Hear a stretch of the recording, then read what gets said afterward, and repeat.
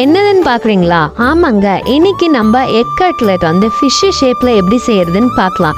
2 முட்டை, ஒரு வெங்காயம், சின்னதா கோஸ் எடுத்திருக்கேன். அவளை கிரைண்ட் பண்ணி எடுத்துக்கலாம். 2 பிரெட்டை கார்னரை கட் பண்ணிட்டு கிரைண்ட் பண்ணி எடுத்திருக்கேன்.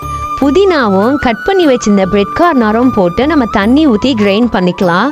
முட்டையை பாயில் பண்ணி உரிச்சு வச்சு சாப் பண்ணி வச்சிருக்கேன் இது மாதிரி. இப்போ அதை ஒரு பவுல்ல போட்டுக்கலாம். கருவேப்பிலை, வெங்காயம், கோஸு, பச்சை மிளகா, ஜிஞ்சர் கார்லிக் பேஸ்ட், உப்பு போட்டு வச்சுக்கலாம். 2 ஸ்பூன் கடலை மாவு, 1 ஸ்பூன் சிக்கன் குழம்பு masala, 1 spoon Kashmiri chilli powder, 1 spoon white pepper and 2 spoon chicken 65 powder போட்டு புதினா பேஸ்ட்டை நம்ம நல்லா மிக்ஸ் பண்ணி வச்சிருக்கலாம். இது மாதிரி இவ்வளோ தூவி விட்டுட்டு ஸ்டஃப்பை ஃபிஷ் ஷேப்ல ரெடி பண்ணிட்டு முட்டையிலையும் பிரெட்டிலையும் டிப் பண்ணி எடுத்துட்டு டீப் ஃப்ரை பண்ணா ரெடி.